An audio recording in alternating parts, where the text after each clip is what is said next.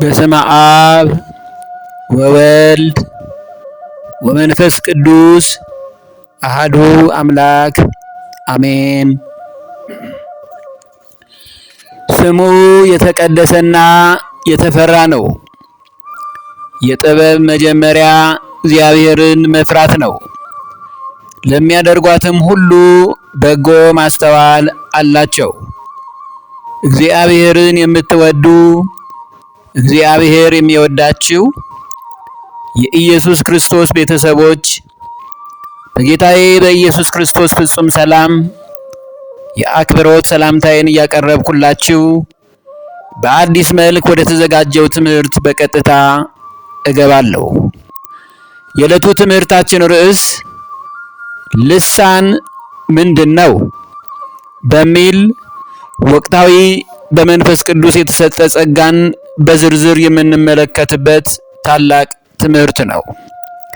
በቅድሚያ እንኳን በጽርሐ ጽዮን ለአባቶቻችን ሐዋርያት መንፈስ ቅዱስ የወረደበት ዕለት ዓመታዊ ክብረ በዓል አደረሳችሁ አደረሰን።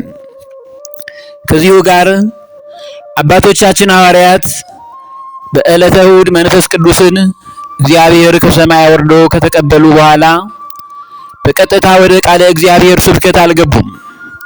የእግዚአብሔርን በጎ ፈቃድ ጠይቀው 30ም 60ም መቶም ፍሬ እንድናፈራ ፍጻሜያችን እስከ ሕይወታችን ፍጻሜ ድረስ ያማረ እንዲሆን ሲሉ ቅዱስ ፈቃዱን ለመጠየቅ የጾሙት ጾም ሰኔ ጾም እንዲሁ ተብሎ የሚጠራው የሐዋርያት ጾም ከነገ ሰኞ ጀምሮ ይገባል። እንኳን ለዚህም ታላቅ ከሰባቱ አጽዋማት አንዱ ለሆነው ጾም በሰላምና በጤና አደረሳችሁ። መልካም።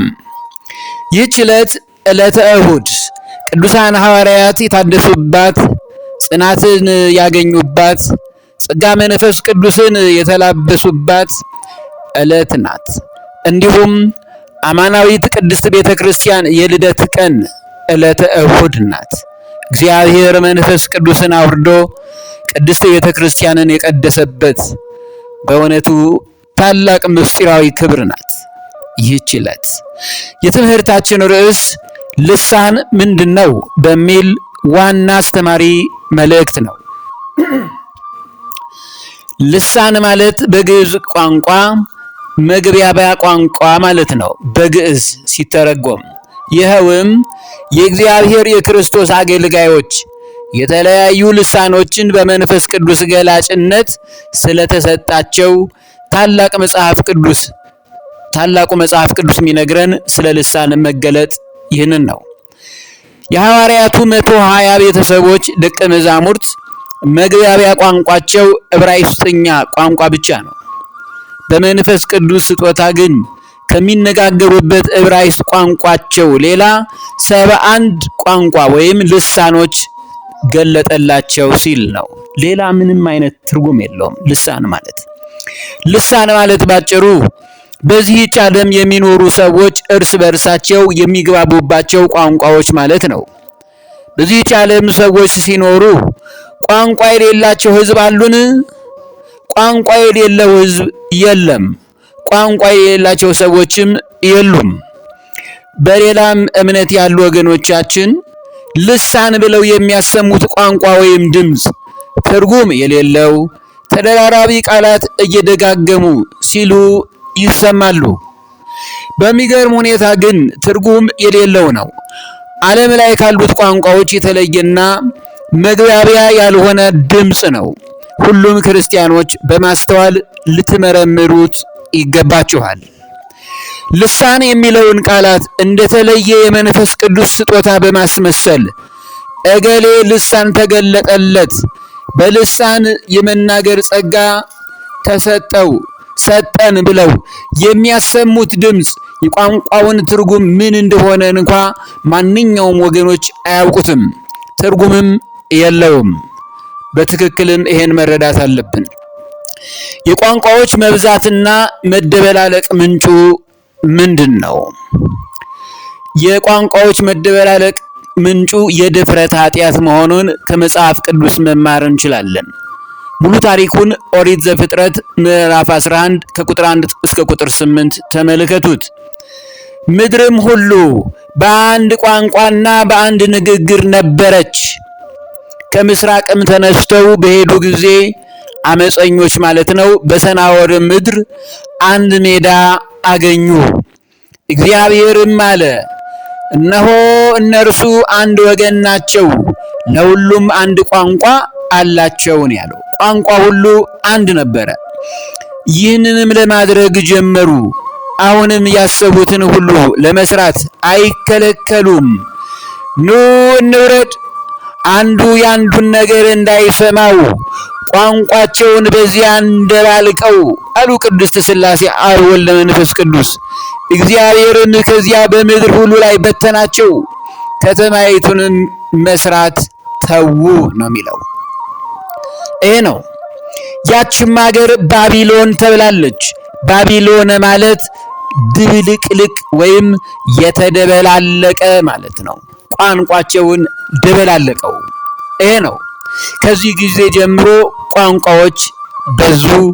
71 ቋንቋዎች ሆኑ፣ ከዕብራይስጥኛ ውጪ ያሉትን ማለት ነው። በልሳኖች የመናገር መሰረቱ ባለቤቱ ጌታችን መድኃኒታችን ኢየሱስ ክርስቶስ ነው። በዮሐንስ ወንጌል ምዕራፍ 15 ከቁጥር 26 እስከ 27 ላይ እንዲህ ይላል፣ ዳሩ ግን እኔ ከአብ ዘንድ የምልክላችሁ አጽናኝ፣ እርሱም ከአብ የሚወጣ የእውነት መንፈስ በመጣ ጊዜ እርሱ ስለ እኔ ይመሰክራል። እናንተም ደግሞ ከመጀመሪያ ከኔ ጋር ኖራችኋልና ትመሰክራላችሁ ነው ያለው። ይህ በመዋዕለ ሥጋዌው ኢየሱስ ክርስቶስ ያስተማረው በ40ኛው ቀን ካረገ በኋላ 10 ቀን ቆይቶ ለአባቶቻችን ደቀ መዛሙርቱ ሐዋርያት ሁሉ ያወረደውን በእሳት አምሳል የወረደውን መንፈስ ቅዱስን ማለት ነው። ከአብ ዘንድ የምልክላችሁ አጽናኝ፣ እርሱም ከአብ ዘንድ የሚወጣው የእውነት መንፈስ በመጣ ጊዜ እርሱ ስለ እኔ ይመሰክራል። የእግዚአብሔር አብ የባህሪ ልጅ ብሎ ይናገራል። እናንተም ደግሞ ከመጀመሪያ ከኔ ጋር ኖራችኋልና ስለ ፍጹም አምላክነቴና ማዳኔ ትመሰክራላችሁ አለ። አባቶቻችን ሐዋርያት ይሄንን እውነት ነው የመሰከሩት። በሉቃስ ወንጌል ምዕራፍ 24 ቁጥር 48 እስከ 49 ላይ እናንተም ለዚህ ምስክሮች ናችሁ፣ እነሆም አባት የሰጠውን ተስፋ እኔ እልክላችኋለሁ። እናንተ ግን ከላይ ኃይል እስክትለብሱ ድረስ በኢየሩሳሌም ከተማ ቆዩ ነው ያለው። እነሆም አባት የሰጠውን ተስፋ ማለት እኔ በሄድኩ ጊዜ መንፈስ ቅዱስን እልክላችኋለሁ፣ እርሱም አጽናኝ ነው እያለ አባቶቻችን ሐዋርያት ቅድም ከዮሐንስ ወንጌል እንዳነበብ ነው። ይህ ተስፋ እኔ እልክላችኋለሁ፣ ተስፋውም ይሄ ነው። እናንተ ግን ከላይ ኃይል እስክትለብሱ ድረስ በኢየሩሳሌም ከተማ ቆዩ ነው ያላቸው። ኃይል የእግዚአብሔርን ጸጋ ክርስቲያኖች እስኪለብሱ ድረስ በጽናት በጾም በጸሎትና በስግደት በእምነት ጸንቶ እየወደቁ እየተነሱ ኑሩ ነው። አሁንም ላለን ክርስቲያኖች ኃይል የእግዚአብሔር ጸጋ በእኛ ውስጥ እስኪገባ ድረስ እግዚአብሔር ኃይሉን ለአባቶቻችን እስኪሰጥ ድረስ በኢየሩሳሌም ከተማ ቆዩ አላቸው። በኢየሩሳሌም ከተማ በማርያም በማርቆስ እናት ቤት በጽርሐ ጽዮን በዚያ ስፍራ እንዳሉ እግዚአብሔር መንፈስ ቅዱስን አመጣላቸው። በ50ኛው ቀን ማለት ነው፣ ጰራቅሊጦስ። ይህ 50ኛው ቀን መንፈስ ቅዱስ ከሰማይ የወረደበት ታላቅ የክብር በዓል ነው። ይሄ ነው የአባቶቻችን ሐዋርያት ሥራ ላይ እንዲሁ ደግሞ የሐዋርያት ሥራ ምዕራፍ 2 ቁጥር 1 እስከ 4 ላይ አባቶቻችን ቅዱሳን ሐዋርያት እስቲ ያደረጉትን መንፈስ ቅዱስ ሲወርድ እንስማ። በዓለ ኀምሳም የተባለው ቀን ሆነው አብረው ሳለ ድንገት እንደሚነጥቅ አውሎ ነፋስ ከሰማይ ድምፅ መጣ።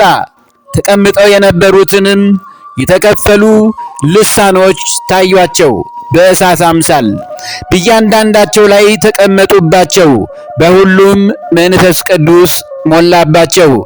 መንፈስም ይናገሩ ዘንድ እንዲሰጣቸው በሌላ ልሳኖች ይናገሩ ጀመር ማለት ነው።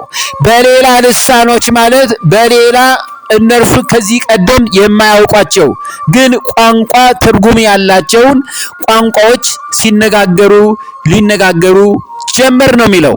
እነርሱ ዕብራይስጥ ነው የሚያውቁት ይሄንን እንጂ ልሳን የተለየ ነገር ሆኖ አይደለም። እናስተውል። መንፈስ ቅዱስ ለአባቶቻችን ሐዋርያት፣ ለ72ቱ አርድእት፣ ለ36ቱ ቅዱሳት እንስት በጽርሐ ጽዮን በማርቆስ እናት ቤት ሳሉ መንፈስ ቅዱስ በእሳት አምሳል በሁሉም ላይ ወርዶላቸዋል። ዛሬም እግዚአብሔር በቸርነቱ የአባቶቻችን የሐዋርያት አምላክ እግዚአብሔር በሀገራችን በኢትዮጵያ በሕዝባችን ልብ በሰው ልጆች ላይ ሁሉ ቅዱስ መንፈሱን በልባችን ላይ አስርጾ ያወርድልን ያትምልን። አሜን። በዚያ በተሰበሰቡት አድማጮች ሐዋርያት በተለያዩ ቋንቋ ሲነጋገሩ ሰምተው ጉሽ የወይን ጠጅ ጠጥተው ነው በተለያዩ ቋንቋዎች በእኛ ልሳኖቻችን የሚናገሩ ሲሉ ለማመን ተቸገሩ። ብዙዎች ለማመን ሲቸገሩ ወደ ወንጀላውነት ውስጥ ነው የሚገቡት። ጉሽ የወይን ጠጅ እግዚአብሔር በመንፈስ ቅዱስ ያወረደውን ጸጋ ሰዎች የሚናገሩትን አያውቁም። ዝም ማለት በራሱ እንዴት መልካም ነው። የሐዋርያት ሥራ ምዕራፍ 2 ቁጥር 14 እስከ 21 ላይ ነገር ግን ጴጥሮስ ከ11ዱ ጋር ቆመ፣ ድምፁንም ከፍ አድርጎ እንዲህ ሲል ተናገራቸው። አይሁድ በኢየሩሳሌምም የምትኖሩ ሁላችሁ ይህ በእናንተ ዘንድ የታወቀ ይሁን፣ ቃሎችንም አድምጡ። ለእናንተ እንደመሰላችሁ እነዚህ የሰከሩ አይደሉም፣ ከቀኑ 3ኛ ሰዓት ነውና። ነገር ግን ይህ በነቢዩ በኢዩኤል የተባለው ነው አለ። ይህን ትንቢት አስቀድሞ ነቢዩ ኢዩኤል ተናግሯል። እግዚአብሔር በሐዲስ ኪዳን የተፈጸሙትን ሁሉ አስቀድሞ በነቢያቱ ያናገረውን ነው የፈጸመው። ብሉይ ኪዳን ከሐዲስ ኪዳን፣ ሐዲስ ኪዳን ከብሉይ ኪዳን አይለያዩም። ምስጢራቸው እየጠነከረ ነው። ግንኙነታቸውም እንደዚያው። 3ኛው ሰዓት ላይ ሲል እግዚአብሔር መንፈስ ቅዱስን በዕለተ እሑድ በ3ኛው ቀን ላይ ነው መንፈስ ቅዱስን ልክ 3 ሰዓት ሲል ወረደላቸው። ይህንን ነው ማወቅ ያለብን። ስለዚህ በዛ ሰዓት ጉሽ ወይን ጠጅ አይጠጣም። አስተውሉ አላቸው ቅዱስ ጴጥሮስ። እግዚአብሔር ይላል በመጨረሻው ቀን እንዲህ ይሆናል፣ ሥጋ በለበሰ ሁሉ ላይ ከመንፈሴ አፈስሳለሁ፣ ወንዶችና ሴቶች ልጆቻችሁም ትንቢት ይናገራሉ፣ ጎበዞቻችሁም ራእይ ያያሉ፣ ሽማግሌዎቻችሁም ሕልም ያልማሉ። ደግሞም በዚያ ወራት በወንዶችና በሴቶች ባሪያዎቼ ላይ ከመንፈሴ አፈስሳለሁ፣ ትንቢትም ይናገራሉ። ድንቆችን በላይ በሰማይ ምልክቶችንም በታች በምድር እሰጣለሁ። ደምም እሳትም የጢስ ጭጋግም ይሆናል። ታላቅ የሆነ የተሰማም የጌታ ቀን ሳይመጣ ፀሐይ ወደ ጨለማ ጨረቃም ወደ ደም ይለወጣሉ። የጌታን ስም የሚጠራ ሁሉ ይድናል። ይሄ ነው በመንፈስ ቅዱስ ጥበብና ጸጋ ጌታ አምላክ ክርስቶስን ስሙን እየጠራ የሚኖር ክርስቲያን እርሱ ለዘላለም ከጥፋት ይድናል ያለው። ለዚህ ነው በክርስትናው ሕይወት ውስጥ የጌታ የአምላካችን የኢየሱስ ክርስቶስ ወዳጆች ሆነን በደስታ ልንኖር ይገባል። ስለዚህ ልሳን ማለት ቋንቋ እንጂ የተለየ ነገር አይደለም። የሐዋርያት ሥራ ምዕራፍ 19 ቁጥር 5 እስከ 6 ላይ ይህንንም በሰሙ ጊዜ በጌታ በኢየሱስ ክርስቶስ ተጠመቁ። ጳውሎስም እጁን በጫነባቸው ጊዜ መንፈስ ቅዱስ ወረደባቸው፣ በልሳኖችም ተናገሩ፣ ትንቢትም ተናገሩ ነው የሚለው። በቋንቋዎች ማለት ነው። ስለዚህ ልሳኖች ቋንቋ ማለት ነው እንጂ የተለየ የመንፈስ ቅዱስ ስጦታ ተደርጎ ሊወሳ ወይም ሊነገር ወይም ሊሰበክ አይገባም። አንደኛ ቆሮንቶስ ምዕራፍ 13 ቁጥር 1 ላይ በሰዎችና በመላእክት ልሳን ብናገር ፍቅር ግን ከሌለኝ እንደሚጮህ ናስ ወይም እንደሚንሿሿ ጸናጽል ሆኛለሁ አለ ቅዱስ ጳውሎስ መልእክቱን ሲጽፍ። ቋንቋዎች የሰዎች ቋንቋ አለ፣ የመላእክት ደግሞ የራሳቸው ቋንቋ አለ። በእነዚህ ቋንቋዎች ብናገር ነው ያለው እንጂ በማናውቀው ልሳን በሚል ትርጉምም ድምፁም ምኑም በማይታወቅ ነገር ውስጥ ከልሳን ከእግዚአብሔር ቃል ከመንፈስ ቅዱስ ጥበብ ጸጋ ከሚገለጠው ውጪ ሌላ አይነት ልሳን በሚል የሚነገረውን አናውቀውም። በሰዎች ቋንቋ የሚነገር አይደለም። አሁን ልሳን ተብሎ የሚነገረው ማለት ነው። ስለዚህ እናስተውል። አንደኛ ቆሮንቶስ ይህን ደግሞ በተገቢው መንገድ የሚያስረዳልን ይህ የመጽሐፍ ቅዱስ ክፍል ነው። አንደኛ ቆሮንቶስ ምዕራፍ 14 ከቁጥር 6 እስከ 9 ላይ አሁን ግን ወንድሞቼ ሆይ ወደ እናንተ መጥቼ በልሳኖች ብናገር በመግለጥ ወይም በእውቀት ወይም በትንቢት ወይም በትምህርት ካልነገርኳችሁ ምን እጠቅማችኋለሁ ነው ያለው ቅዱስ ጳውሎስ። በልሳኖች በሚገባ ቋንቋ፣ በናይጄሪያኛ ቋንቋ ወይም በስዋንኛ ቋንቋ ወይ ደግሞ በውጭ ሀገር በግሪክኛ ቋንቋ ለመናገር አንድ ሀገር ላይ ሄዶ ቢናገር ካልገባው ምን ይሰራል? ቋንቋ ትርጉም ከሌለው ከንቱ ነው። ይሄ ነው። በመግለጥ ወይም በእውቀት ወይም በትንቢት ወይም በትምህርት ካልነገርኳችሁ ምን እጠቅማችኋለሁ? ትርጉሙ ካልገባቸው የእግዚአብሔርን ፍቅርና ፍጹም አምላክነት ሰዎች በምን ይረዳሉ? ነፍስ የሌለበት ነገር እንኳ ዋሽንትም ክራርም ቢሆን ድምፅ ሲሰጥ የድምፁን አይነት ሳይገልጥ ባይገልጥ በዋሽንት የሚነፋው ወይስ በክራር የሚመታው መዝሙር እንዴት ይታወቃል? እንዴት ይስማማል? እንዴት ዜማ ሰጥቶ ወደ ልቦናችን ሰርጾ ይገባል? ይሄ ነው። ደግሞም መለከት የማይገለጥን ድምፅ ቢሰጥ በጦርነት ማን ይዘጋጃል? ትርጉም ያስፈልገዋል።